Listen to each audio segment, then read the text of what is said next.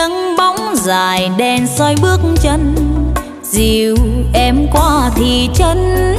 Sau những ngày đánh trận, đưa nhau về đây, chân quen đã soi nên ngại đêm tối xa lầy, vùng ma quái liêu trai.